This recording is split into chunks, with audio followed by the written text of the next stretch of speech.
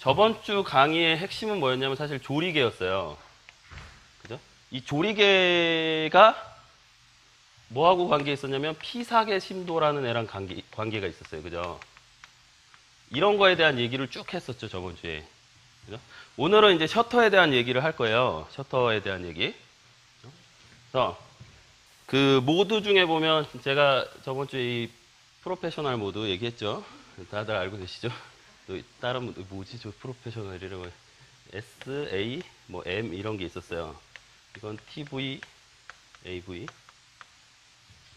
저번 주에는 조리개 우선 모드인 얘에 대한 얘기도 했었고요. 그죠? 자, 그러면 셔터를 중점적으로 사용할 때 그럼 TVS를 써야 되느냐? 꼭 그렇진 않죠. 왜냐면 이게 두 개가 뭘 먼저 설정하느냐의 문제지 결국 묶여 있어요, 결국은. 그래서 TV를 써도 되고 AV를 써도 돼요. 상관없어요. 근데 이제 내가 하나를 고정해 놓고 싶으면 TV를 쓰는 게 훨씬 더 좋겠죠. 아예 셔터를 딱 고정하고 조리개가 알아서 움직이게 한다든지 이런 거. 우리 이 셔터를 이용해서 촬영하는 것 중에서 제일 많이 하는 게 뭐 야경 이렇게 광적 막 이렇게 나오는 거 있잖아요.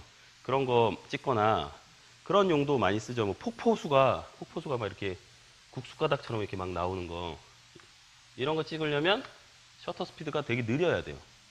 느린 정도가 오늘 뭐 1초, 2초가 아니라 뭐 10초, 20초.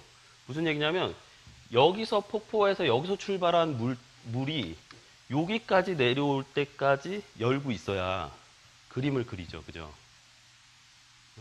물방울, 여기서 시작한 물방울이 쭉 이렇게 내려오는데 중간에 만약에 셔터가 끊기면 이렇게 끊기겠죠. 그럼 이제 물줄기가 약간 이런 식으로 될 거예요. 비를 찍어도 마찬가지거든요. 셔터 스피드가 빠르면 비가 공중에 이렇게 있고 조금 느리면 이제 약간씩 이렇게 길이가 생겨요. 아주 이제 쭉쭉쭉 이렇게 내려오겠죠. 이게 다 셔터 스피드하고 관계가 있어요. 그래서 셔터 스피드는 결국 운동감하고 관계가 있어서 이게 사실 어떻게 보면 우리가 사진이 가지는 운동감 표현 방법인 거죠. 실제로는 우리 사람은 그렇게 보이지 않지만 카메라의 셔터를 길게 끊으면 흘러가는 것처럼 보이게 하는 그런 효과를 줄 수 있어요. 이게 이제 카메라만의 어떻게 보면 매력이고 풍경이나 이런 거 찍을 때 많이 쓰는 기법 중에 하나예요. 바다를 찍더라도 파도가 이렇게 막 치잖아요. 그럼 이거 10초, 20초, 뭐 30초 이렇게 열고 있으면 파도가 이렇게 그림을 그리죠, 막. 그럼 나중에 어떻게 표현되면 안개처럼 보여요. 안개처럼. 그런 표현을 할 때 많이 쓰죠. 셔터 스피드를 이용해서. 그러면 이때 이제 우리가 필요한 장비가 하나 더 있어요. 혹시 뭔가가 하나 더 있어야 이렇게 길게 끊을 수 있는데 혹시 들어보신 적 있나요? 삼각대, 이건 당연히 있어야 되겠죠. 이거 없으면 얘만 흔들리는 게 아니라 주변도 다 흔들리니까 결국은 NG예요. 못 쓰는 사진이 돼요. 네. 네, ND. 들어보셨나요? ND 필터? 저게 뉴트럴 덴시티가 뭐냐면 농도만 떨어뜨리는 거예요. 쉽게 얘기하면요. 노출만 떨어뜨려요. 노출만. 아까 제가 시뮬레이터 보여드렸었는데 잠깐 그냥 머릿속으로 한번 해볼게요. 머릿속으로. 좀 이따 그 노트북 연결이 되면 제가 보여드릴게요. 예를 들어서 그 폭포를 찍는데 조리개를 F22에 놨어요. 그랬는데 셔터 스피드가 한 15분의 1초밖에 안 돼요. 근데 실제로 내가 저 폭포를 이렇게 그리려면 한 10초는 돼야 되거든요, 최소. 이게 더 많이 떨어뜨려야 된다는 거죠, 단계를. 그럴 때 우리가 또 이거 뭐 기도를 해서 하늘을 우중충하게 만들면 참 좋겠지만 안 되잖아요, 그죠? 그걸 할 수가 없잖아요, 우리가 뭘 막을 수도 없고. 그래서 결국은 카메라 안으로 들어온 빛의 양을 줄이는 수밖에 없어요. 그래서 필터인데 시커멓게 생긴 필터가 있어요. 앞에 끼면 농도가 떨어져요. 한 스탑, 두 스탑 이렇게 계속 떨어져요. 그 ND 필터에 넘버가 있거든요. 뭐 ND 1, 2. 그 다음에 또 어떤 애들은 숫자로 뭐 3000, 뭐 400, 800 이렇게. 그게 농도예요. 그래서 걔를 끼면 한 스탑, 두 스탑, 세 스탑 이렇게 떨어져요. 그러면 점점점 더 긴 초수를 끊을 수가 있어요. 그래서 ND를 끼고, 그리고 ND가 보통 예를 들어서 뭐 한 스탑짜리가 있고, 뭐 두 스탑짜리가 있고, 세 스탑짜리가 있으면 얘를 다 플러스해서 이렇게 낄 수도 있어요. 근데 보통 3장 이상 끼면 이제 비네팅이 생길 수가 있어서 보통 3장 이상은 잘 안 껴요.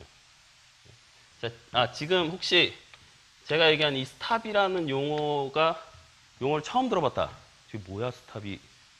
빨리 손 드세요. 그래야 제가 설명하고 넘어가요. 예. 아, 네.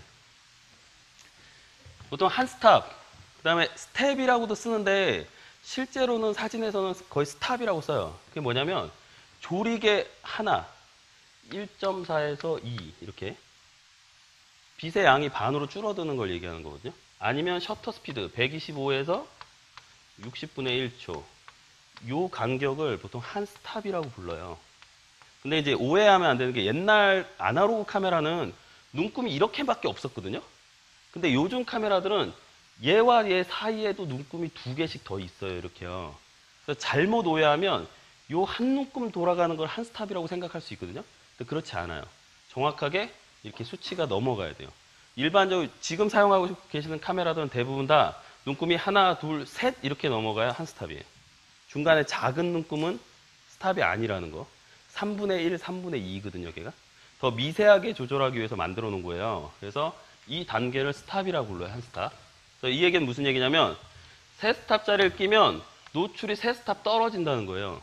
15분의 1초, 예를 들어서 뭐 6분의 1초, 3분의 1초 뭐 이렇게 떨어져요. 밑으로. 요 단계가 이렇게 떨어진다. 더 느려진다는 거죠. 요거를 보통 스탑이라는 용어를 사용해요. 그리고 비네팅. 비네팅이라는 말은 주변이 이렇게 시커매지는 걸 비네팅이라고 해요. 왜 시커매지냐면 앞에다가 필터를 많이 끼면 주변이 가려지는 거예요. 잘못하면. 후드를 잘못 껴도 그렇게 될 수 있어요. 후드를 잘못 껴도. 그래서 후드가 자기 거 맞는 거에 딱 껴줘야 돼요. 이렇게 셔터 스피드를 이용해서 광적을 그린다든지 자동차 광적을 그린다든지 폭포를 그린다든지 비 오는 날 빗줄기를 쭉쭉쭉쭉 길게 한다든지 아니면 달리는 사람이 있는 달리는 사람을 블러 처리한 것처럼 슉 지나가는 것처럼 보이게 한다든지 이런 것들이 다 셔터 스피드를 가지고 할 수 있어요. 그 대신 이게 우리가 셔터 스피드를 이용한 저런 운동감 효과를 보여줄 때 꼭 지켜야 되는 법칙 중에 하나가 뭐냐면 무언가는 서 있어야 돼요. 정지돼 있어야 된다는 거예요. 무슨 얘기냐면 폭포수에 옆에 있는 돌멩이들은 옆에 있는 나무들은 가만히 있고 얘만 이렇게 움직여야 이게 사진적으로 의미가 있지 전체가 다 움직이면 안 된다는 거죠. 그래서 삼각대를 꼭 써야 돼요. 만약 그냥 손으로 들고 찍어가지고 10초 들고 있었다. 그럼 전체적으로 다 흔들렸겠죠. 또 여기서 뭐 작가의 의도다 뭐 이런 얘기 하면 뭐 참 애매하지만 저는 일부러 흔들었어요. 뭐 그러면 할 수 없지만 기본적으로는 우리가 그런 운동감 표현을 할 때 뭔가 정지돼 있어야 돼요. 도심에 건물들이 착 정지돼 있는데 거기서 차가 슉 지나가야 그게 운동감 표현이 되는 거지. 건물도 움직이고 차도 움직이고 다 움직이고 이러면 그건 NG예요. NG 그냥 사진적으로 큰 의미가 없어요. 정말 작가가 된다면은 할 수 있어요. 그죠? 네, 우리가 하려고 하는 거는 일단은 정지된 무엇인가가 있어야 돼요. 그죠? 바닷가에서 파도가 치는 거를 좀 움직임을 주고 싶다. 그랬을 때 돌들은 가만히 있어야 주변에 움직인 게 효과가 있어요. 돌들은 가만히 있어야. 그죠? 그래서 그런 류의 사진들 아마 되게 많이 보실 거예요. SLR 클럽, DSLR 클럽, 무슨 클럽들 가서 사진 이렇게 보시면 폭포 사진 같은 거 되게 많죠. 뭐 이끼 계곡에 있는 폭포 사진 척척척척 나오는 거 이런 거 보시면 다 그렇게 찍은 거예요. ND 필터 사용한 거고.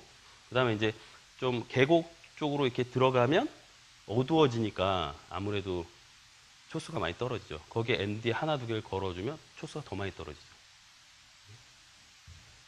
그래서 그런 것들 S 모드를 이용해서 하시면 돼요. 자, 지금 카메라들 한번 다 꺼내 보시겠어요?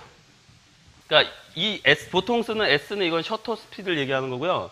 캐논에서 쓰는 TV의 이거는 타임 밸류라는 뜻이에요. 타임 밸류. 이건 어퍼처 밸류, 조리개 값이라는 뜻이고 타임 밸류, 시간. 보통 이거는 그냥 어퍼처를 쓰는 거고요. 조리개. 캐논만 저렇게 써요. AV, TV 이렇게. 나머지 애들은 대부분 다 P, S, A 뭐 이렇게 쓰죠. 셔터 후선 모드에 놓고 셔터 속도 다이얼을 돌리면 셔터 속도를 내가 지정할 수 있죠. 그러면 자동으로 조리개는 알아서 따라오겠죠. 근데 이제 한계가 있어요. 한계가. 이 한계에 딱 부닥칠 수가 있어요. 예를 들어서 내가 조리개를, 셔터 스피드를 느리게 계속해요. 그러면 조리개 셔터 속도 예를 들어서 125 상태에서 셔터 스피드를 한 뭐 15분의 1초까지 낮췄어요. 이렇게. 원래 5.6이었는데 그러면 셔터 스피드를 느리게 했기 때문에 조리개는 더 낮춰야 되겠죠. 그래서 뭐 조리개 값이 예를 들어서 22까지 갈 수 있는데 내가 이걸 더 낮추면 내가 가지고 있는 조리개의 한계가 있거든요. 내 카메라의 조리개가 22까지밖에 없어요. 그러면 더 이상 안 가겠죠. 근데 강제로 막 하면 결국 노출 부족이 되거나 과다가 돼요. 이쪽으로 강제로 막 계속 보내면 결국은 내가 여기서 막 나는 1초 이렇게 하고 싶어요. 1초. 근데 내 카메라의 한계가 여기까지예요. 그럼 더 이상 못 가는 거죠. 근데 타임만 길어지니까 결국 오버가 돼요. 이렇게 되면. 플러스가 되거든요. 나중에. 자, 지금 아직 이 얘기는 못 알아들으셔도 돼요. 노출에 대한 얘기를 다시 한번 할 거예요. 노출, 과다, 부족 뭐 이런 거에 대한 얘기를. 그러니까 자기 카메라가 가진 한계가 있어요. 조리개가 뭐 2.8부터 22까지다. 그럼 거기까지가 한계예요. 근데 그걸 강제로 옆으로 보내면 안 간다는 거죠. 한번 해보세요. 그러니까 실제로 그냥 사진을 찍어보시면 내가 끝까지 가서 찍어보고 더 가고 더 찍어보면 이제 계속 이제 과다가 돼요. 이제 그러면 사진이 하얗게 나오죠. 과다가 된다는 얘기는 하얗게 나오는 거예요. 부족이 되면 시커멓게 나오고. 자, 이 셔터 우선 모드를 이용하는 운동감 촬영은 한번 나중에 저희 그 출사 갔을 때 삼각대 놓고 한번 해보면 되게 재밌을 거예요. 그리고 뭐 지나가는 뭐 자전거 타는 사람들이라든지 아니면 뭐 인라인 타는 사람, 뛰어가는 사람 이런 사람들 그 셔터 속도를 잘 이용하시면 이렇게 블러링 처리를 만들어낼 수가 있어요. 그래서 그런 것들 한번 해보시고요. 노출에 대한 얘기를 조금 더 해볼게요. 자, 일단 그 노출이라고 얘기했을 때 적정 노출이라는 말을 쓰죠. 적정 노출. 혹시 적정 노출이란 보통 이거를 이제 노말 값이라고 하는데 노말이라고 얘기하는데 그 이 노말이라는 말, 적정 노출이란 말이 정말 카메라가 지시하는 0을 얘기하는 거예요. 0 보통 얘기할 때. 근데 이걸 두 가지 의미로 쓸 수가 있어요. 하나는 카메라가 지시하는 노출계가 지시하는 0. 또 하나는 작가가 의도하는 노출이에요. 적정 노출의 의미가 두 가지로 볼 수 있어요. 하나는 기계적인 거. 또 하나는 작가의 의도대로 하는 거. 이렇게. 근데 이 노출을 카메라 안에서 어떻게 재냐면 아까 질문하신 TTL이라고 하는 노출계가 노출을 재주는 장비가 카메라 안에 들어있어요. 요즘 카메라들은 다 이게 들어있어요. 요즘에 우리가 사용하는 건 어디 쪽에 들어있냐면 바디가 이렇게 있으면 여기 이렇게 45도 미러가 있다고 했죠. 그래서 빛이 이렇게 들어와서 이렇게 나가게 돼 있죠. 그래서 우리가 이쪽에서 이렇게 눈을 뜨고 이렇게 보죠. 우리가 이렇게 보고 있어요. 그죠? 센서가 어디 달렸냐면 보통 이 미러 뒤쪽에 여기에 센서가 있는데 CCD가 있는데 그 앞쪽 어딘가에 이렇게 있어요. 정확한 위치는 저도 몰라요. 하여튼 이 근처 어디 들어있어요. TTL 노출계 센서가. 자, 이 TTL 노출계는 뭐의 약자냐면 through the lens, 렌즈를 통과해서 들어온다는 뜻이에요. through the lens. 그러면 옛날 센서들은 TTL이 아니었느냐? 예, 옛날 카메라 중에서 TTL이 아닌 것들이 있어요. 뭐냐면 센서가 이 밖에 있어요. 이렇게 렌즈 그러니까 바디 밖에 센서의 위치가. 그래서 빛의 양을 이렇게 재주는 거예요. 그러면 밖에서 재는 애와 안에서 재는 애에 무슨 차이가 있을까요? 밖에서 재는 게 좋은가요? 안에서 재는 게 좋은가요? 밖에서? 밖에서 재는 게 좋을까요? 이게 장단점이 있어요, 사실은. 그죠? 뭐가 딱 좋다 이게 아니라 혹시 여러분들 스튜디오 가서 사진 찍을 때 보면 이상하게 생긴 네모난 애를 이렇게 탁구공 반절 쪼개놓은 것 같은 거 붙어 있는 애를 이렇게 내 코에 갖다 대고 막 펑펑펑펑펑 이렇게 하는 거 보셨나요? 그게 입사식 노출계예요. 쉽게 얘기하면 외부에 독립적으로 되어 있는 센서예요. 걔 노출을 재주는 거예요. 걔가 쉽게 얘기하면 밖에 있는 노출계죠. 그리고 안에 있는 노출계는 우리가 카메라 안에 들어있는 거고. 밖에 있는 노출계들은 주로 입사식이에요. 입사식이라는 개념이 뭐냐면 빛이 이렇게 들어오는 거 그냥 재는 거예요. 예? 근데 쟤는 대부분 보면 반사식의 개념이에요. 반사식이라는 건 피사체에 갔다가 오는 걸 재는 거예요. 쟤는 그냥 직접 오는 걸 재는 거고. 가장 큰 차이는 어떤 차이가 있냐면, 제가 예를 하나 들어줄게요. TTL 노출계의 장점이 뭐냐면 렌즈를 바꿀 수 있죠. 우리가 사용하는 SLR 카메라는 렌즈를 이렇게 바꿨어요. 긴 걸로. 그러면 빛이 들어오는 양이 줄어들겠죠. 긴 걸로 바꿨으니까. 근데 줄어든 걸 얘가 인식하겠죠. 안에 있으니까 센서가. 밖에 있는 애는 렌즈 바뀐 거를 알까요? 모를까요? 몰라요. 그래서 똑같은 노출을 알려줘요. 쟤는요. 내가 렌즈를 50mm 쓰든 100mm 쓰든 200mm 쓰든 똑같은 양을 알려준다. 왜? 빛의 양은 안 바뀌었으니까. 근데 실제로 센서 안으로 들어오는 양은 바뀌었거든요. 렌즈가 길어져서. 그런 거를 안에서 다 컨트롤할 수 있어요. 쟤는. 그래서 렌즈가 바뀌면 바뀌는 즉각 바로 노출값이 딱딱 바뀌어요. 옛날에 우리 그 사진관 가면 이렇게 보자기 뒤집어 쓰고 쓰는 그 카메라 있잖아요. 뷰 카메라라고 하는 대형 카메라. 걔는 아예 노출계가 없어요. 노출을 재요. 촬영할 때 이 벨로우즈, 이 주름막의 길이가 왔다 갔다 하거든요. 주름통의 길이를 자로 재요. 그렇게 해서 노출을 계산해 줘야 돼요. 왜냐면 이게 주름통이 길어지면 노출이 더 많이 들어와야 되고. 그래서 이거를 다 일일이 계산하는 공식이 있어요. 그게 자로 재가지고만 하는 거. TTL 노출계는 그럴 필요가 없다는 거예요. 그냥 들어오는 걸 바로바로 잴 수 있어요. 근데 한 가지 이 TTL 노출계가 단점이 있어요. 이게 단점이 되게 치명적인데 어떻게 보면. 근데 치명적인데 왜 그러면 아직 TTL 노출계를 제일 많이 쓰느냐? 왜 우리가 사용하는 카메라 안에는 다 TTL 노출계를 넣어놨느냐? 단점이 치명적이지만 일반적인 상황에서 가장 사용하기 편하거든요. 렌즈를 바꿔도 괜찮고 뭐 이런 것들. 그럼 그 단점이 어떤 단점이 있느냐? 역광 촬영을 하거나 또는 뒤가 완전 시커먼 물체가 있는 데서 사람을 찍거나 이러면 얘가 갑자기 획가닥 돌아가지고 이상한 값을 알려줘요.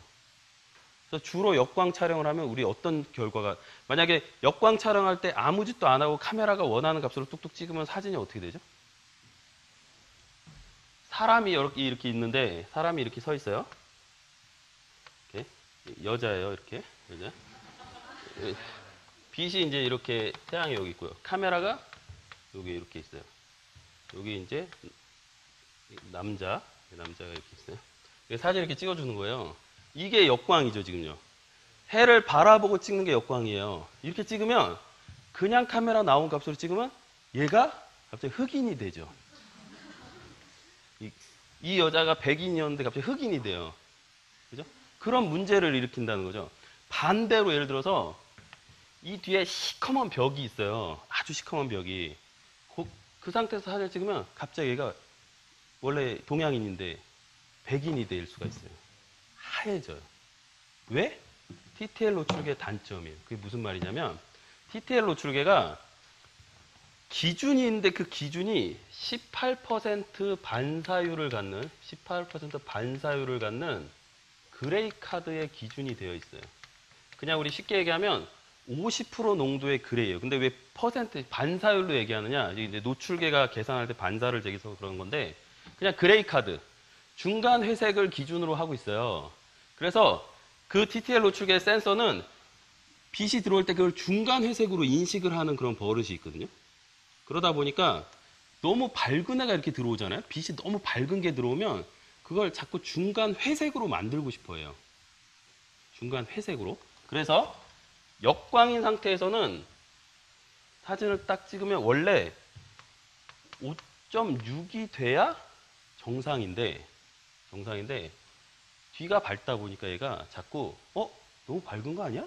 그래서 어둡게 그러면서 조리개를 한 단계에서 두 단계 떨어뜨려요. 그래서 8이나 11 정도가 적정이라고 알려주게 돼 있어요. 적정이라고. 그래서 결과적으로 촬영을 하면 얼굴이 시커매지는 거예요. 이유는 뭐냐면 너무 밝은 게 오니까. 얘는 사실은 전체 믹스에서 회색이 오는 걸 제일 좋아해요. 근데 우리가 일반적인 상황에서는 대부분 다 회색이거든요. 여기서 촬영하면 다 회색이에요, 사실은. 근데 하얀색 벽, 까만색 벽을 찍어보면 전부 다 회색으로 나와요. 그 지금 카메라 꺼내셔가지고요. 그냥 우리 프로페셔널 모드에 놓고 P에 놓고 노출 보정 하나도 하지 말고요. 노출 보정 하나도 하지 말고 하얀색 공책이나 아니면 옆에 계신 분이 하얀색 티를 입으셨으면 하얀색 티를 그냥 꽉 채워가지고 찍어보세요. 꽉 채워서 화면 가득 채워서 포커스는 안 맞춰도 돼요. 그냥 화면 가득 찍어보세요. 하얀색 종이나 하얀색 어떤 물체를 화면 가득 그냥 찍어보시면 그게 하얀색으로 안 나오고 회색으로 찍힐 거예요. 그리고 반대로 까만색을 찍어보시면 또 회색으로 나와요. 회색을 찍으면 또 회색으로 나와요. 네. 초점 안 맞추셔도 돼요. 그냥 맞추지 말고 그냥 매뉴얼로 놓고요. 안 맞춘 상태에서 그냥 찍어보세요. 완전 흰색인 벽이나 완전 검정색인 벽일 때만 그런 문제를 일으켜요. 그래서 그거를 어떻게 해줘야 되냐면 노출 보정이라는 걸 해줘야 돼요. 노출 보정이라는 걸 해줘야 돼요. 노출 보정. 그래서 흰색 쪽을 찍을 때는 밝은 물체, 흰색을 찍을 때는 플러스 보정, 검정을 찍을 때는 마이너스 보정을 하셔야 돼요. 자, 이 보정하는 방법은 P 모드 상태든 AV 모드든 뭐 S든 T든 간에 그때는 보통 주 다이얼이 있잖아요. 이쪽 검지손가락에 있는 다이얼이 주 다이얼이거든요. 엄지 쪽에 있는 동그란 큰 다이얼이나 이렇게 사각으로 움직이는 걔가 보조 다이얼인데 보조 다이얼을 보통 움직이면 노출 보정이 돼요. 그러니까 항상 사용하고 제로에 꼭 갖다 놓으셔야 돼요. 사용하고 꼭 제로에 갖다 놓으셔야지 계속 그거를 마이너스 0인지도 모르고 마이너스 1인지도 모르고 계속 찍고 이러면 안 돼요. 그러니까 항상 사용하면 0에 꼭 갖다 놓으시는 버릇을 가지셔야 돼요. 안 그러면 실수할 가능성 되게 많아요. 실제로 이걸 가지고 실수하시는 분들 은근히 많아요. 그러니까 항상 쓰고 나면 0점으로 돌려놓아야 되는 거.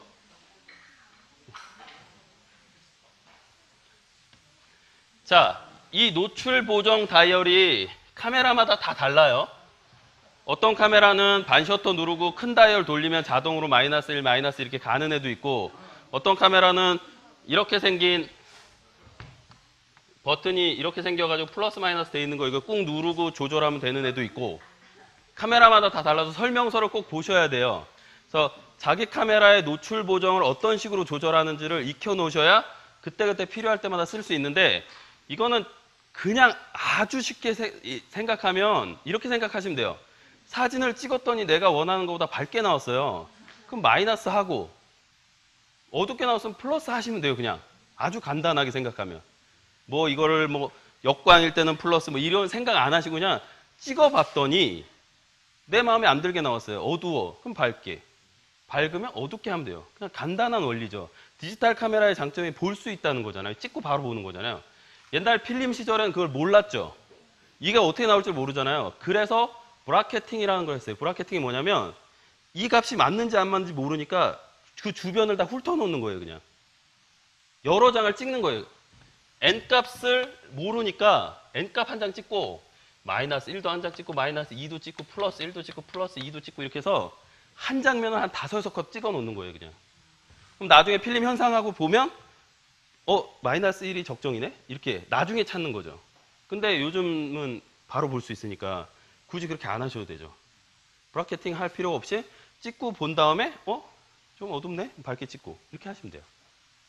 그냥 아주 간단하게 생각해. 너무 이걸 복잡하게 생각하면 오히려 더 어려울 수가 있어요. 그냥 쉽게 생각하세요. 내가 원하는 것보다 밝으면 어둡게, 어두우면 밝게. 그 다이얼을 누르는 방법은 카메라마다 다르니까 익혀 놓으셔야 돼요. 내 카메라의 노출 보정은 어떤 걸 눌러야 되는지를 익혀 놓으시면 돼요. 예? 자, 근데 이제 여기서 주의할 점이 하나 또 있는데 무슨 주의할 점이 있냐면 사실 우리가 간단하게 노출 보정 다이얼을 돌려서 노출 보정을 하지만 사실은 이게 어떻게 움직이고 있는 거냐면 여러분들 지금 보시면 한번 조금 이따 해보세요. 원래 5.6이었고 예를 들어서 125분의 1초였어요. 이렇게. 근데 내가 플러스 2를 딱 하면 AV 모드에 놓은 사람은 얘는 그대로 있고 실질적으로 플러스 2를 하면 어떻게 되냐면 얘가 두 개 내려가 있어요. 30분의 1초로 바뀌어 있어요. 내가 사실은 난 얘를 조정했지만 알고 보면 얘가 조정된 거예요. 내가 셔터를 조절한 게 아닌데도 그 노출 보정 다이얼을 조정함으로써 셔터가 조정이 된 거라는 거죠. 그럴 때 이제 주의할 점이 있겠죠. 셔터 스피드가 너무 떨어지면 안 되죠. 흔들릴 가능성이 있잖아요. 그래서 노출 보정을 하고 난 다음에 이 값이 얼마인지 꼭 확인하셔야 돼요. 한번 지금 해보세요. 노출 노멀 값일 때, 그러니까 자기 조리개 값 알죠? 조리개 값이 얼마에 셔터가 얼마였어요. 근데 마이너스 2 해보니까 아 셔터 값이 얼마로 바뀌는구나 한번 그거 보세요. 확인해 보세요. 나도 모르는 사이에 셔터 값이 바뀌어 있어요. 나도 모르는 사이에. 나는 그냥 노출 보정만 했는데 알고 보면 셔터 값이 바뀌어 있는 거죠. 그러니까 매뉴얼로 보정하는 방법은 그냥 0점에서 자기가 강제로 플러스 1이나 플러스 2로 맞추는 거예요. 근데 우리는 매뉴얼로 주로 쓸 일이 없으니까 그냥 AV나 TV일 때, P일 때는 노출 보정 다이얼을 쓰면 되는 거예요.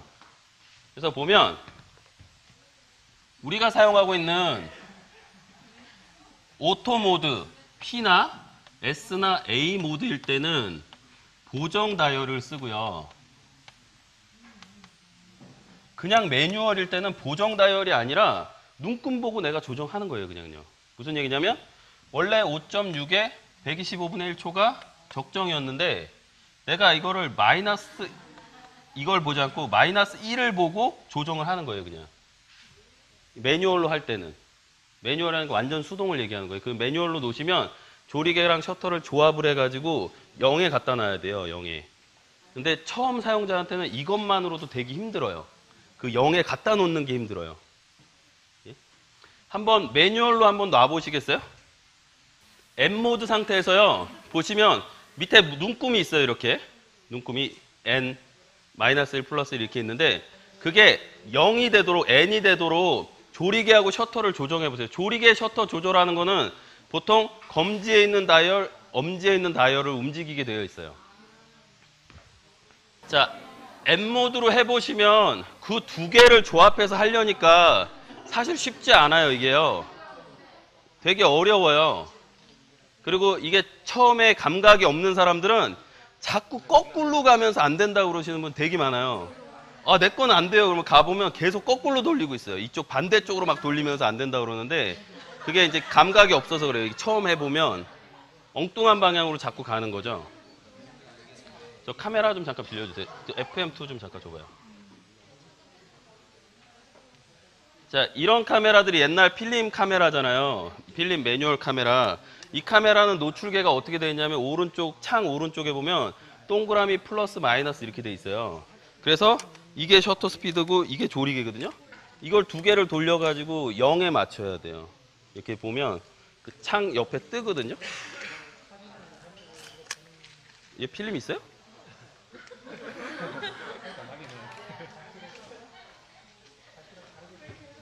한번 보세요.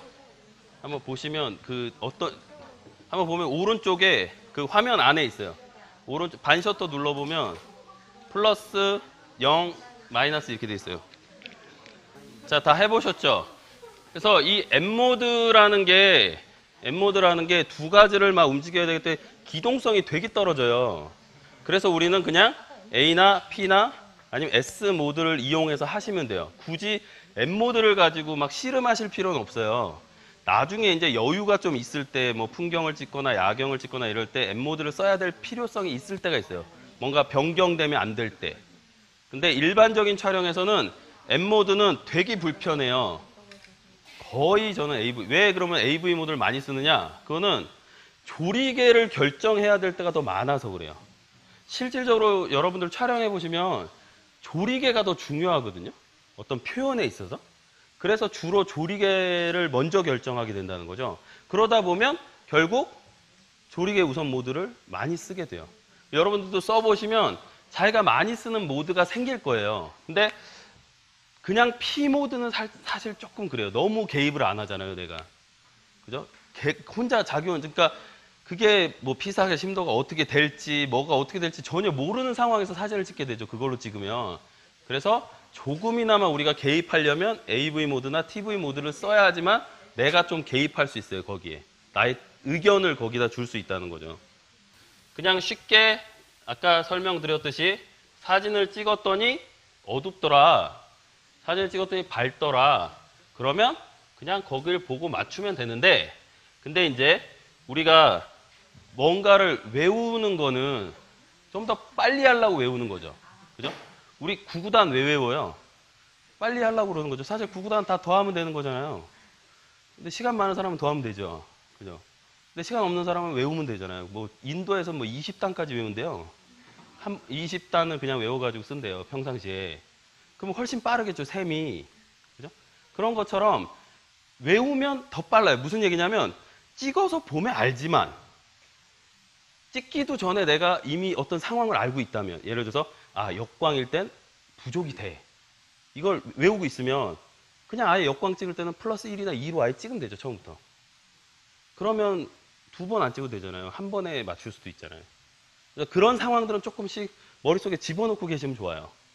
뭔가를 외워가지고 뭐 해변에서 역광, 아니면 뭐 스키장 이런 데서도 역광 상황이에요. 결국 역광이라는 건 뭐냐면 하얀색이 많으면 다 역광이라고 생각하시면 돼요. 빛이 많으면. 그런 상황에서는 전부 다 플러스 보정을 하고 들어가야 돼요.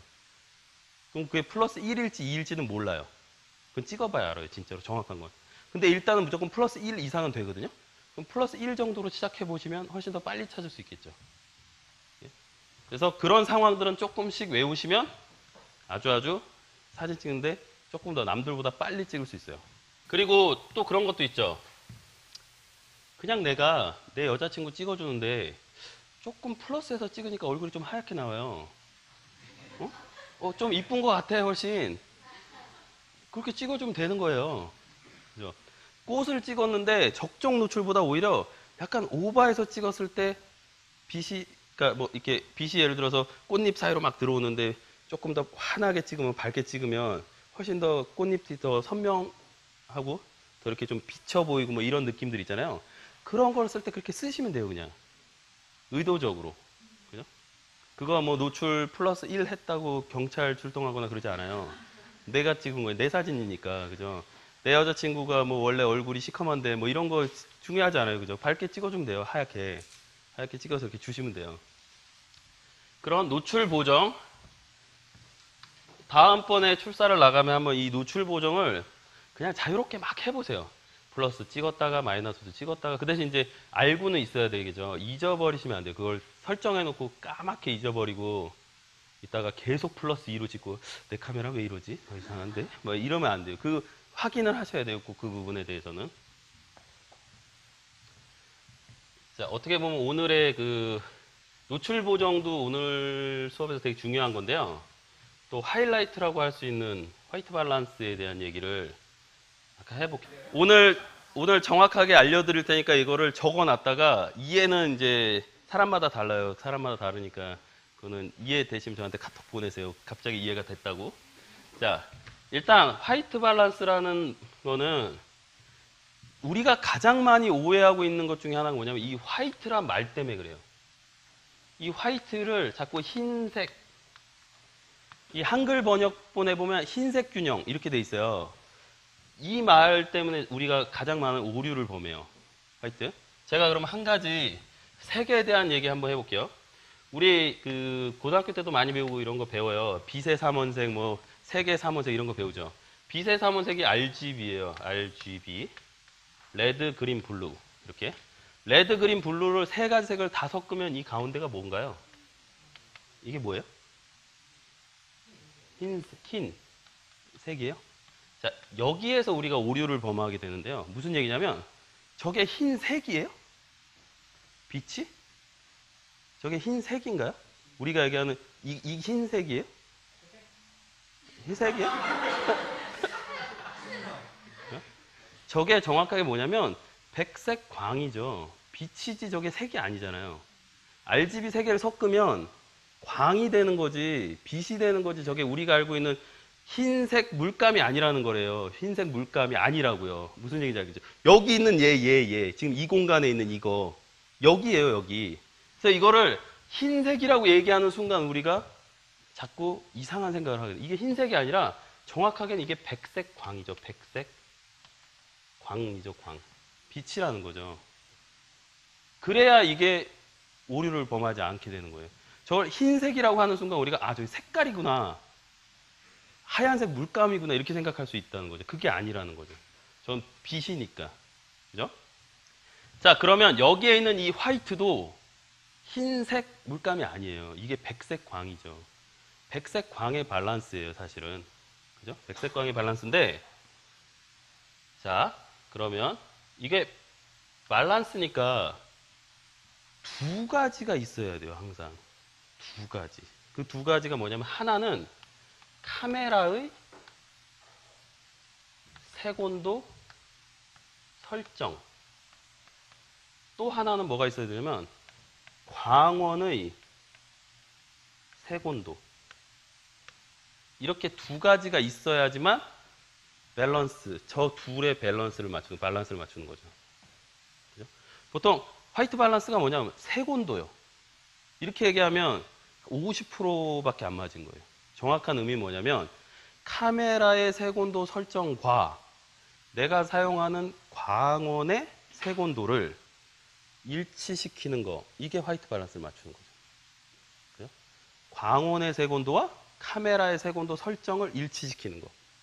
이게 화이트 밸런스. 그러면 여기에서 이제 우리가 이게 뭐예요 도대체 색온도가? 이걸 알아야 되겠죠. 색온도. 색온도가 뭐냐면 우리 과학 시간에 다 배우잖아요. 그죠? 과학 시간에 뭐라고 배우냐면 이상 흑체를 가열하였을 때 빛이 발생한대요. 그 빛을 온도를 재보니까 얼마 온도가 나와요. 그거를 켈빈이라는 애가 정의해서 켈빈도라고 하죠. 저희 때는 저희 과학책에도 이렇게 도켈빈이라고 썼나 그랬을 거예요, 옛날에. 우리 이렇게 도씨 쓰는 것처럼요. 화씨 이렇게 쓰는 것처럼. 지금은 이거를 안 써요, 얘를요.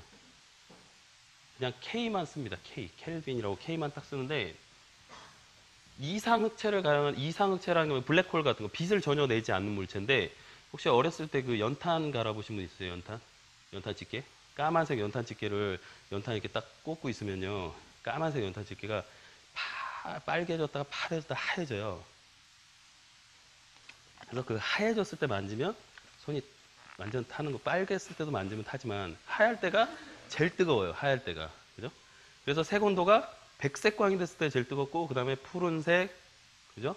그리고 빨간색, 뭐 노란색 이렇게 되는 거죠. 그래서 우리가 보통 일반적으로 색 온도 얘기할 때 많이 나오는 그래프나 그림 같은 게 있는데 보면, 그러니까 그 이제 지구가 이렇게 있고 해가 이렇게 정오 떠 있을 때, 그다음에 해가 이렇게 새벽에 이렇게 올라오고 내려가고 뭐 이렇게 돼 있잖아요. 정오에 딱 떠 있어 12시 정오에 떠 있는 이거를 색 온도를 재보니까 5000에서 보통 5500 켈빈이라고 얘기해요. 이게 완전 백색광이에요. 백색광. 정확한 색깔. 해 뜰 때, 해 질 때가 보통 3000대예요. 3000, 한 200? 이 정도 돼요. 그래서 태양의 고도에 따라서 색 온도가 달라져요. 그래서 보통 우리가 일몰, 일출 보면 붉잖아요. 그게 뭐냐면 색 온도가 낮기 때문에 그렇게 보이는 거예요. 그죠? 자, 그러면 비 오는 날 색 온도가 높나요, 낮나요? 비 오는 날. 자, 여기서 얘기하는 기준은 뭐냐면 정오를 기준으로 얘기하는 5000보다 높아요, 낮아요? 비 오는 날이?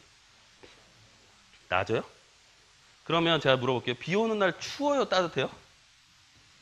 춥죠? 그 색 온도가 낮으면 붉은색이 나는데 그게 느낌이 따뜻한가요? 차가운가요? 붉은색이 나는 게 따뜻해요, 차가워요? 따뜻하죠? 자, 그럼 다시 제가 물어볼게요. 비 오는 날 색 온도가 높을까요, 낮을까요? 비 오는 날 색 온도가 높아요. 색 온도가 높아요. 높아서 푸르딩딩한 거예요. 차가워요. 비 오는 날. 해가 있을 때도 그림자 진 부분 있죠. 건물에 그림자가 이렇게 딱 진 부분. 그 부분의 색 온도가 높아요. 그래서 그림자 부분은 보통 푸른색이 납니다. 그림자 부분. 보통 막 6000, 7000 막 이렇게 올라가요. 색 온도가 낮다, 높다의 그 개념. 낮으면 따뜻한 거예요. 그러니까 3000대가 우리가 알고 있는 백열등 같은 거예요. 백열등. 그 다음에 5000이 일반적인 태양이고, 옛날에 우리가 많이 쓰는 지금 형광등은 별로 안 그런데요. 예전 형광등들은 대부분 다 7,000보다 높아요. 그래서 우리 형광등 하면 항상 떠오르는 게 청록색이잖아요. 요즘은 청록색 형광등이 잘 없어요. 오히려 안 만들어요. 그렇게 잘. 근데 예전에 형광등은 청록색이었어요. 색온도가 높아요. 푸르딩딩하게 나오죠. 그죠? 자, 이 색온도, 광원의 색온도와 카메라의 색온도 설정. 카메라 안에 색온도를 설정하는 부분이 있어요. 그러면 옛날 필름 카메라에는 이 색온도 설정이 있었을까요? 없었을까요? 필름 카메라에. 옛날 필름 카메라에 색온도 설정이 있을까요? 없을까요? 찍어보세요. 이거 50%에 찍어보세요. 있어요? 없어요? 색온도, 옛날 필름 카메라 시절에 색온도 설정을 해요? 안 해요? 진짜? 필름 카메라에 색온도 설정이 있어요? 없어요? 네? 있어요? 없어요? 옛날 필름 카메라 시절에 필름에 색온도가 있어요. 보통 우리가 맨날 쓰던 칼라 필름은 데일라이트라고 해가지고 얘가 그냥 5,000짜리 색온도 필름이에요. 그러면 다른 필름은 본 적이 없는데요? 여러분들이 써본 적이 없어서 그래요. 텅스텐 필름이라는 게 있어요. T타입 필름. 슬라이드 필름 중에서 3,200짜리, 3,400짜리에 맞춰져 있는 필름이 있어요. 이 필름을 잘못 사가지고 대낮에 찍으면 사진이 어떻게 나오냐면 어떻게 나올까요? 파랗게 나와요. 사진이 전부 다. 텅스텐 필름을 잘못 끼고 대낮에 사진을 막 찍었어요. 갖다 맡기면 전부 다 파란 애들이 나와요. 사진이. 그게 뭐냐면 색온도가 안 맞아서.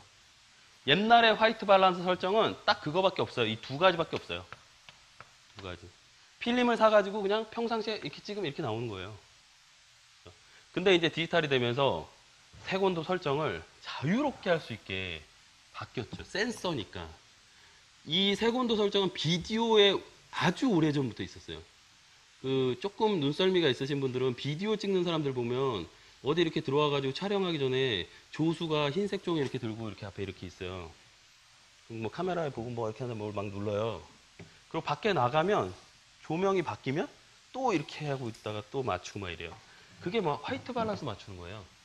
그러면 화이트 밸런스를 왜 흰 종이로 맞추나요? 그건 사실 흰 종이로 맞추는 게 아니라 무채색 패드로 맞추는 거예요. 꼭 흰색으로 맞추지 않아도 돼요. 회색으로 맞춰도 되고요. 흰색의 농도 상관없어요.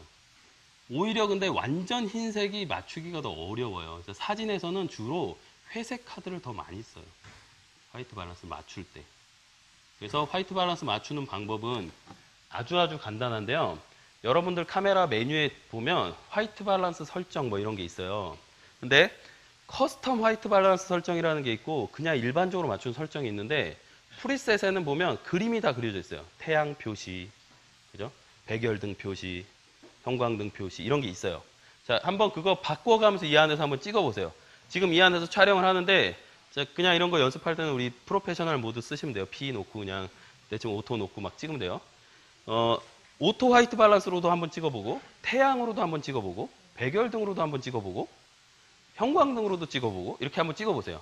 그러면 색깔이 이렇게 바뀔 거예요. 찍히는 게. 오토로 찍으면 정상일 거고 태양으로 찍으면 얘가 높은지 낮은지 잘 모르겠어요. 찍어보세요. 한번 어떻게 나오나. 만약에 태양에 놓고 찍었더니 푸르딩딩하게 나오면 우리가 지금 사용하고 있는 이 조명이 높은 거예요. 색온도가. 자, 보통 저희가 일반적으로 그냥 오토에 제일 많이 쓰죠. 귀찮으니까 그런 거 맞추기 싫으니까 그냥 알아서 지가 다 맞춰줄 거니까 그냥 오토에 놓고 찍으면 요즘 디지털 카메라의 그 오토 설정이 되게 좋아요. 센서가 있거든요. 그 센서가 재주는 거예요. 화이트 밸런스를. 그리고 실제로 전문가들은 노출계 같이 생긴 화이트 밸런스를 재는 장비가 또 있어요. 그걸로 이렇게 딱 재면 얼마라고 나와요. 그냥 딱 재면 5,000. 그리고 여러분들 어플 중에서도 화이트 밸런스 어플이 있어요. 그거 찾아서 해보시면 다 나와요. 요즘 그냥 이런 어플에도 다 있어요. 화이트 밸런스. 노출계도 있고 되게 많아요. 요즘 어플들이 워낙 다양한 게 많아가지고 그 외부 노출계처럼 그냥 누르면 노출이 얼마인지 나오는 그런 어플도 있더라고요. 근데 오토에 놓고 찍는 게, 그러니까 우리가 지금 이 수업을 하는 목적이 뭐냐면 그래도 A 모드나 S 모드를 좀 써보고 AF 포인트도 좀 바꿔보고 화이트 밸런스도 내가 설정을 좀 해보고 이러려고 이 수업에 온 거잖아요. 그죠? 이 수업에 왔다 가면서 그냥 계속 P, A, W, B 이렇게 쓸 거면 올 필요가 없었죠. 그죠? 그냥 그렇게 쭉 쓰면 되는데 그냥 괜히 머리 아프게 왜 이걸 들으면 들을수록 머리가 더 아파요. 우리 그런 거 있죠? 어설프게 알면 모르는 것보다 더 머리가 아픈 거. 수업을 듣는 이유는 그거예요. 오토 화이트 밸런스보다는 뭔가 그래도 내가 좀 설정해 가면서 써보고 싶어서 온 거니까 그 다른 것들을 어떻게 쓰는지를 이제 좀 설명해 볼게요. AWB라고 하는 아니면 어떤 카메라는 그냥 뭐 화이트 밸런스 부분에 오토 이렇게 써 있어요. 예? 자, 이 오토 화이트 밸런스가 아까 TTL 노출계가 오류를 일으켰었죠. 그런 것처럼 모든 센서들은 다 단점이 있어요. 저 화이트 밸런스를 맞추는 센서도 오류를 일으킬 때가 있어요. 자, 쟤는 언제 오류를 일으킬까요? 한번 그냥 상상해 보세요. 아까 TTL 노출계는 너무 밝거나 어두우니까 오류를 일으켰어요. 그러면 저 오토 화이트 밸런스 색을 관장하는 쟤는 언제 오류를 일으킬까요? 우리 상상력을 한번 발휘해 봅시다. 언제 쟤는 애가 헷가닥 할까요? 네? 제가 힌트를 줬잖아요. 그죠? 힌트. 지금 힌트는 뭐냐면 TTL 노출계는 너무 밝거나 어두울 때 문제를 일으켜요. 근데 쟤는 색을 관장하는 애예요. 어떨 때 쟤도 오류를 일으켜요. 자, 뭐냐면 그냥 단색으로 쫙 돼 있을 때 오류를 일으켜요.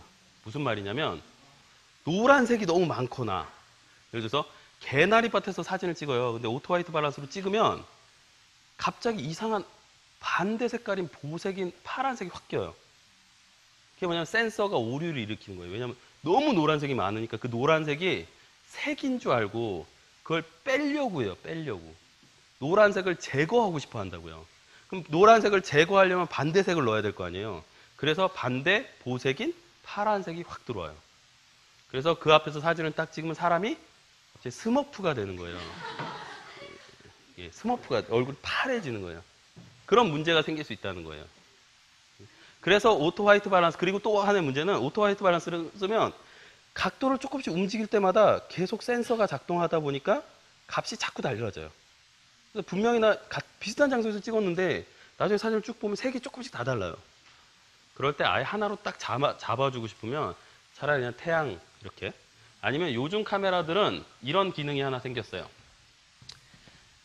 K 이런 모드 있어요. K 이게 뭐냐면 아예 수치를 집어넣어 버리는 거예요. 거기다 4,000, 9,000 뭐 이렇게 이런 기능이 있어요. K 이런 모드 아니면 방금 봤던 그런 모드 프리셋 모드들 있죠. 태양 표시 뭐 이런 거 그게 간헐적으로 세팅을 해놓은 거예요. 뭐냐면 태양이라는 거는 5,500에 세팅해 놓은 거고 백열등은 한 3,200쯤 세팅해 놓은 거고 형광등은 뭐 4,000 뭐 이렇게 세팅해 놓은 거고 뭐 구름 낀 날은 뭐 7,000 이렇게 세팅해 놓은 거거든요. 그래서 요즘 보급형 카메라 아예 가로치고 써 있어요. 태양 표시 옆에 보면 뭐 5,000 이렇게 써 있고 뭐 구름 표시 옆에 보면 약 7,000 뭐 이렇게 써 있어요. 그죠? 이렇게 다 걔네들 써놨어요. 얼마라고. 근데 더 세밀하게 하고 싶으면 이 모드가 있으면 좋아요. K가 돼 있으면 K로 딱 설정해 놓고 수치를 한 50 단위로 막 조절할 수 있어요. 뭐 2550 뭐 이렇게. 자기 원하는 대로. 자, 그리고 또 이런 표시를 혹시 보셨는지 모르겠는데 이렇게 된 표시 있어요. 이런 표시 방금 화이트 밸런스 모드 들어가 보시면 저런 표시가 하나씩 있을 거예요. 한번 보세요.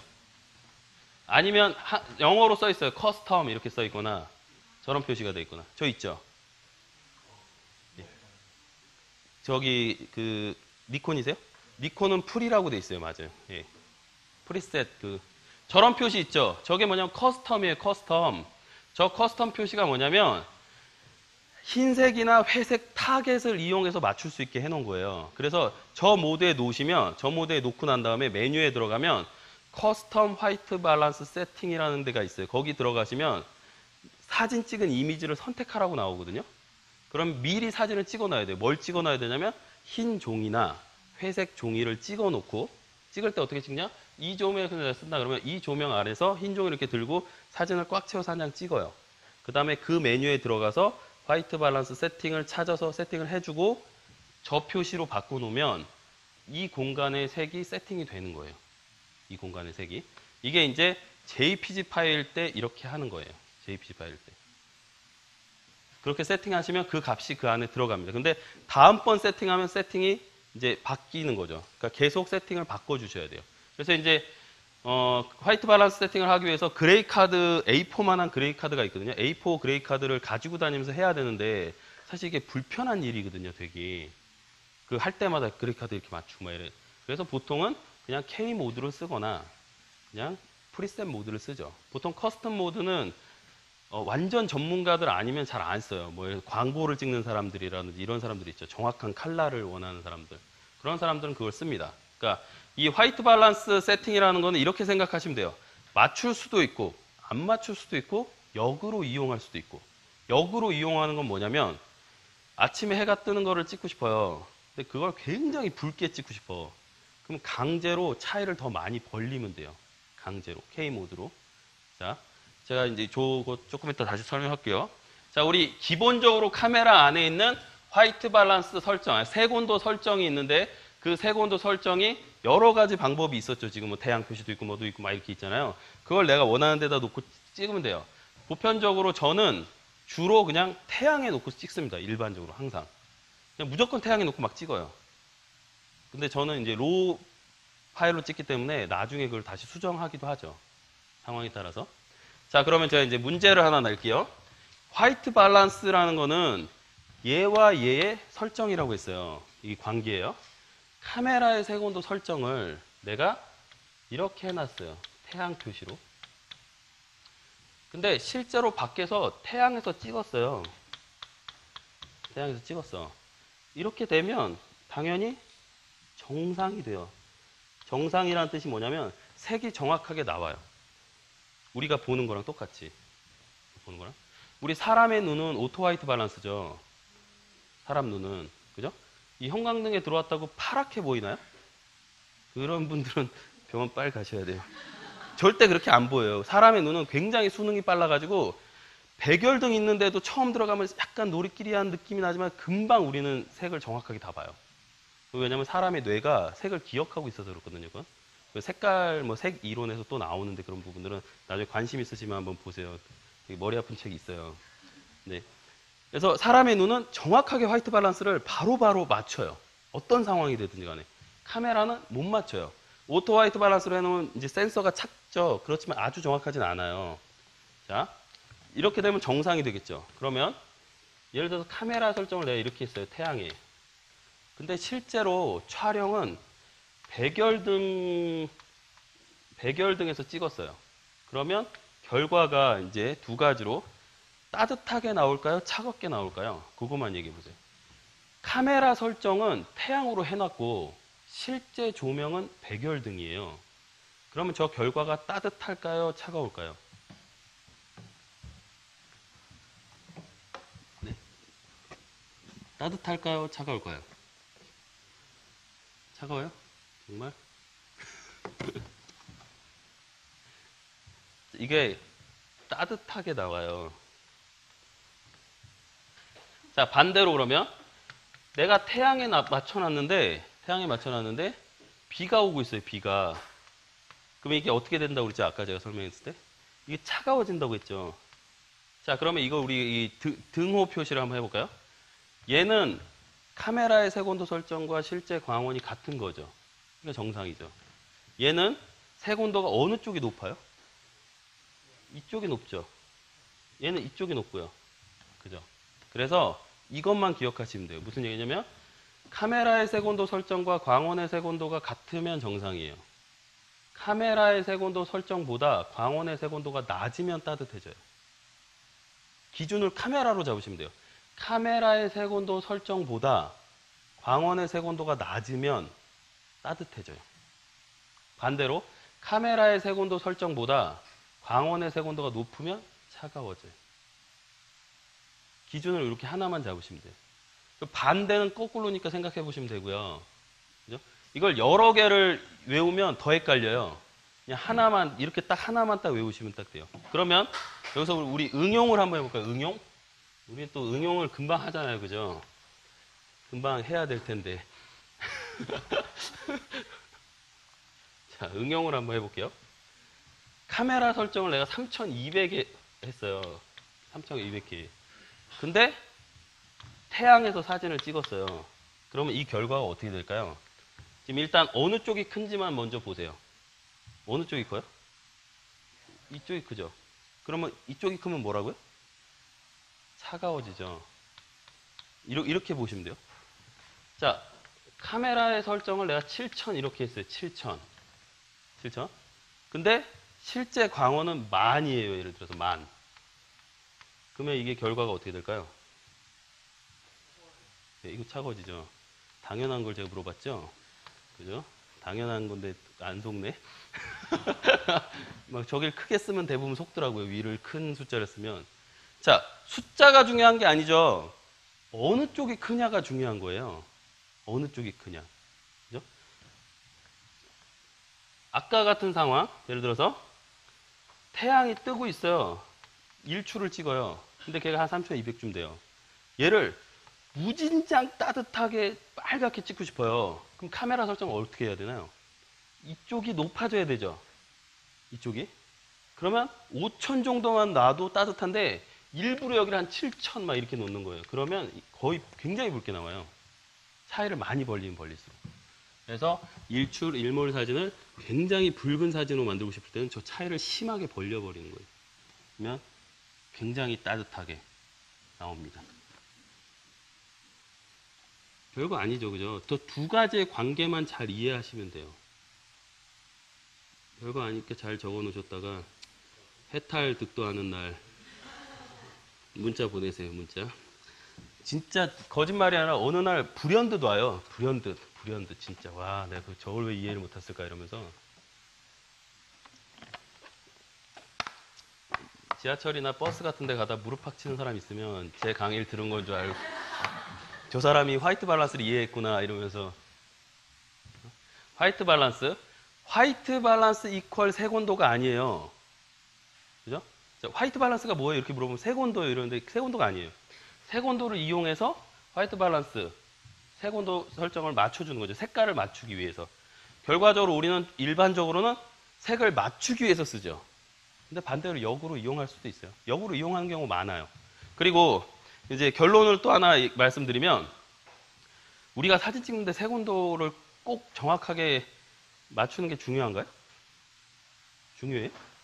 그 색 안 맞추면 뭐 잡혀가나요? 붉은색 장미를 조금 더 붉게 찍으면 안 돼요? 별로 그런 일 없죠. 우리는 실질적으로. 근데 저게 그럼 어떤 사람들이 중요하냐면 광고 스튜디오를 하는 사람들. 제품을 찍어요. 제품의 컬러가 정확하게 나와야 되죠. 그죠? 제품의 컬러가 노란색인데 약간 주황색처럼 나오면 안 되잖아요. 그런 사람들한테는 굉장히 중요한 거예요, 저게. 근데 우리처럼 일반적으로 이렇게 힐링을 위한 사람들한테는 별로 필요하지 않아요. 저거 막 서로 사진 야, 너 화이트 밸런스가 50 차이가 나는데 이게 우리 이러지 않잖아요. 그죠? 그럴 일도 없고. 그렇기 때문에 저렇게 하는 거다. 응용해서 쓸 수 있다. 그런 걸 일단 알아두시고 필요하면 쓰시면 돼요. 그리고 난 다 귀찮다. 난 저거 하면 힐링이 안 된다. 이러신 분은 그냥 오토 화이트 밸런스 아니면 태양에 그냥 줄기차게 놓고 한번 찍어 보시든지 그렇게 해서 그냥 원하는 거에 아무거나 놓고 찍어 보시면 돼요. 편하게. 일단 JPG하고 로의 가장 큰 차이는 이미지냐 데이터냐 이런 차이거든요. 이미지냐 데이터냐 이런 차이인데 무슨 얘기냐면 JPG는 이미지예요. 이미 이미지가 된 거예요. 로는 데이터 상태예요. 데이터 상태. 아직 이미지가 안 됐어요. 그래서 그거를 저는 이제 보통 그 로에 대해서 설명할 때 많은 선생님들이 다양한 얘기를 많이 하거든요. 근데 이제 저는 사진 전공이다 보니까 사진적으로 많이 얘기를 하는데 미현상된 필름이에요. 아직 현상이 안 된 필름이에요. 로우 파일은. 무슨 얘기냐면 필름 현상 과정에서 어떻게 하느냐에 따라서 퀄리티가 달라질 수 있어요. 그렇죠? 우리가 필름으로 찍으면 필름을 현상하는 현상약의 종류, 온도, 시간, 교반하는 방법, 기타 등등 여러 가지에 의해서 필름의 상태를 바꿀 수 있어요. 또는 노출 부족으로 찍었거나 노출 과다로 찍은 데이터도 필름 현상에서 플러스 마이너스를 해줘서 정상으로 다시 만들 수도 있어요. 이런 걸 할 수 있는 게 로우 파일이거든요. 로우 파일의 가장 큰 장점이 그거예요. 그래서 미현상된 필름이라고 얘기해요.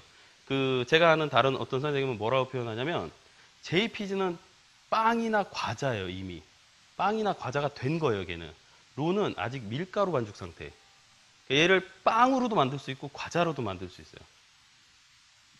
어떻게 하느냐에 따라서. 그래서 보통 JPG는 이미지라고 쓰고 로우는 데이터라고 씁니다. 보통. 그리고 얘는 중간에 현상. 그래서 실제로 프로그램마다 다른데 어떤 프로그램은 디벨로프먼트라고 쓰는 프로그램도 있고 어떤 프로그램은 컨버팅이라는 용어를 쓰는 프로그램도 있어요. 현상이라는 과정을 거쳐야 이미지가 돼요. 그래서 JPG는 바로 포토샵으로 열리는데 얘는 바로 포토샵으로 안 열려요. 중간에 뭔가 거쳐야 돼. 그게 뭐냐면 보통 그런 걸 컨버터라고 해요. 컨버터의 종류는 되게 많아요. 보통 전용 컨버터들은 카메라 사시면 다 줘요. 니콘만 안 줘요. 니콘은 팔아요. 니콘은 니콘 캡처 NX라는 프로그램이 있는데 그게 되게 좋거든요. 프로그램이. 그거를 팔더라고요. 그냥 안 주더라고요. 근데 그 소프트웨어가 뭐냐면 로우를 컨버팅하는 프로그램이에요. 캐논은 줍니다. DPP라는 프로그램 줘요. 그걸 가지고 하면 돼요. 그리고 우리가 보통 또 많이 쓰고 있는 게 포토샵이나 라이트룸 이런 데 기본적으로 로우 컨버터가 들어있어요. 플러그인 형식으로. 라이트룸은 그걸 위해서 만든 거고요. 아예. 그래서 그런 프로그램들을 사용하면 얘를 이미지로 바꿀 수 있어요. 그리고 아까 얘기한 색 표현하는 게 더 많다고 했잖아요. 기본적으로 이 로우 데이터는 뭐 12비트, 14비트 뭐 이런 식으로 되어 있어서 훨씬 표현하는 게 더 많아요. 데이터 양이 더 많아요. 그리고 비압축 파일이기 때문에 데이터 손실도 적고요. JPG보다. 나쁜 점은 얘를 거쳐가야 되니까 귀찮죠. 시간도 걸리고 그런 점이 나쁘고 바로 볼 수 없다는 것도 나쁜 점이에요. 근데 가장 장점은 뭐냐면 사실은 화이트 밸런스라고 하는 부분과 익스포즈라고 하는 이 두 부분을 재조정할 수 있는 게 가장 좋은 장점 중에 하나예요. 무슨 말이냐면 원래 화이트 밸런스와 노출, 익스포즈는 카메라에서 하는 거예요. 근데 그 카메라에서 할 일을 로우 컨버터에서 할 수가 있어요. 그 얘기는 무슨 얘기냐? 내가 촬영할 때 화이트 밸런스를 잘못 맞췄어요. 이게 5000인데 3000으로 맞췄네 내가? 그걸 다시 조정할 수 있다는 얘기예요. 이 조정이라는 의미는 포토샵에서 색을 바꾸는 그런 개념이 아니에요. 아예 정의를 새로 해가지고 모든 색을 다시 바꿀 수 있어요. 정상으로. 그러니까 우리가 보통 어떤 포토샵 책에 보면 그런 게 써 있어요. 화이트 밸런스를 잘못 맞춘 이미지가 있어요. JPG 이미지가. 근데 그거를 뭐 칼라 밸런스나 아니면 커브를 이용해서 화이트 밸런스를 재조정하기 뭐 이런 책이 나온 것들이 있어요. 그 뻥이에요. 무슨 얘기냐면 그 사람이 잘못 이해하고 있는 거예요. 뭐냐 화이트 밸런스가 아니에요. 그건 단순히 컬러 캐스트를 조정한 거죠. 잡색을 조정한 거지 색 온도를 맞춘 게 아니라는 거예요. JPG 파일은 색 온도를 절대 맞출 수 없어요. 로우 파일은 다시 정의해서 색 공간 자체를 완전히 틀어주는 거거든요. 그래서 로우 파일일 때는 저 화이트 밸런스를 다시 재조정할 수 있어요. 그리고 익스포저, 노출도 JPG 파일일 때는 노출이 오버돼서 화이트 홀 255, 255, 255가 된 자리는 다시 내려도 안 내려와요. 설사 내려서 걔가 값이 230, 230, 230이 되더라도 디테일은 없어요. 그냥 회색이지. 근데 로우 파일은 땡기면 내려옵니다. 그래프가. 자, 이거는 그냥 아시는 분들은 듣고 모르시는 분들은 들으세요. 그래서 로우 파일인 경우에는 히스토그램이 이렇게 있으면 예를 들어 실제로 구역이 여기까지밖에 없어요. 이렇게 찍혔어요. 근데 로우 파일에서 익스포저를 땡기면 그래프가 점점 딸려서 일로 이렇게 넘어와요. 이 경계 안으로 들어온다고요.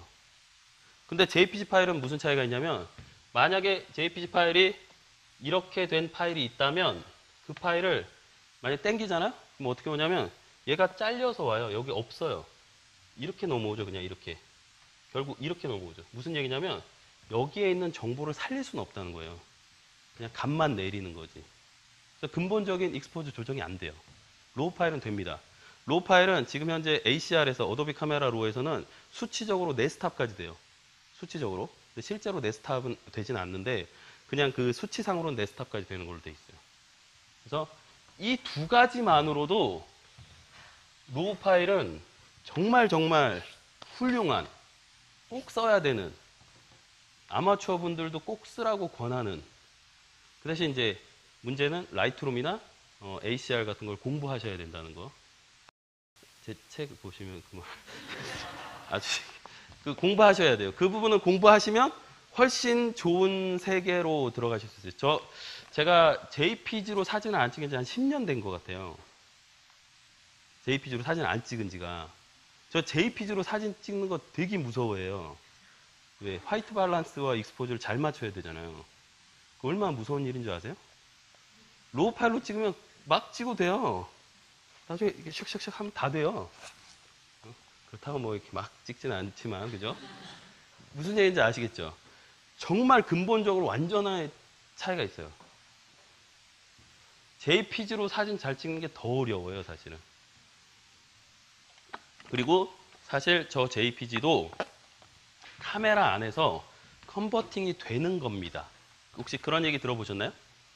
우리가 카메라 안에 셔터를 딱 끊으면 얘가 JPG 파일로 저장이 될지 로우로 저장을 할지 우리가 카메라 안에서 설정할 수 있잖아요. JPG로 설정해 놓으면 이 카메라 안에서 컨버팅이 딱 돼서 저장이 되는 거예요. 로우는 그냥 저장되고. 무슨 얘기냐? 카메라 안에 무슨 컨버터가 있냐? 카메라 안에 컨버터가 들었어요. 그러면 카메라 안에 있는 컨버터가 좋을까요? 외부 컴퓨터에 있는 컨버터가 좋을까요? 성능이. 외부에 있는 컨버터가 성능이 훨씬 좋아요. 카메라 안에 있는 건 굉장히 빠르죠. 그리고 그 카메라 안에 있는 설정은 여러분들 카메라 지금 메뉴 한번 보시면 거기에 뭐 그런 거 있죠. 뭐 그 표준 설정, 뭐 비비드, 뭐 그런 거 설정하는 거 있잖아요. 그 뭐라고 하죠? 파라메타? 그 뭐 선명하게 뭐 채도 높이고 뭐 이런 거 설정하는 기능들 다 있거든요. 카메라 안에. 그 설정을 하시면 그게 어디에 먹냐면 JPG 파일에 먹어요. 그게 무슨 설정이냐면 컨버팅 설정이에요. 쉽게 얘기하면요. 그래서 가끔 JPG랑 로랑 같이 찍잖아요. 그럼 되게 재밌는 현상이 하나 있어요. ACR에서 이렇게 보면요. 브릿지에서 이렇게 보거나 라이트룸에서 보면 이게 JPG 파일이고 이게 로예요. 예를 들어서 같은 찍은 거예요. JPG 플러스 로로 이렇게. 그럼 두 장이 딱 생기잖아요. 얘하고 얘가 사진이 달라요. 색이 달라요. 그리고 얘가 더 좋아 보여요. JPG가. 왜? 얘는 이미 카메라 안에서 그 설정대로 컨버팅이 돼 있는 놈이고 얘는 아무것도 안 된 놈이에요. 생짜고. 두 개 이렇게 보면 얘가 색깔이 훨씬 좋아 보여요. 얘가 약간 탁해 보이고.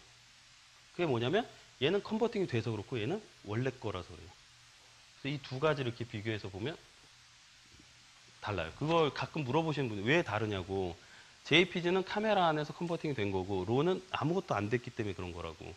이 두 가지가 달라요. 그래서 로우 파일로 한번 촬영들 해보시면 그렇게 막 생각보다 어렵거나 그런 건 아니고 컨버팅 할 때만 여기 혹시 포토샵을 전혀 난 못한다. 한 번도 해본 적이 없다. 포토샵이라는 애를. 방금 들려다가 아무도 안 되니까 안 들고 있어. 거의 다 하시는 라이트룸 뭐 라이트룸을 써보신 분이요. 라이트룸. 컨버팅 프로그램은 니콘 캡처 NX. 아, 라이트룸. 다 자기한테 맞는 거 쓰시면 돼요. DPP 그 캐논에서 주는 게 난 맞다 그러면 DPP 쓰시면 돼요. 어떤 걸 배우든지 하나 정도는 배우셔야 돼요. 라이트룸 배우셔도 되고 뭐 DPP를 해도 되고 니콘 캡처 NS도 괜찮고 다 괜찮아요. 자, 이 부분에서 혹시 질문이 있으시면 이거 더 깊숙이 들어가면 이건 다 프로그램적인 얘기라서 그냥 기본적인 개념만 지금 제가 설명을 좀 한 거고요. 다른 질문 있으신가요?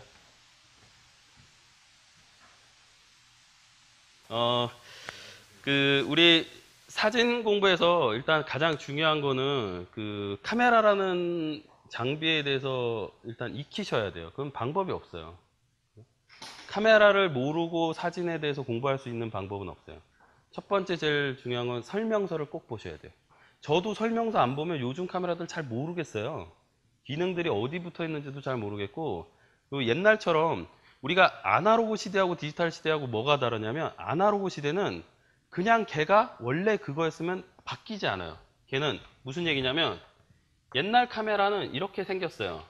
여기에 조리개 링이 붙어 있고 이쪽에 셔터 속도가 이렇게 있어요.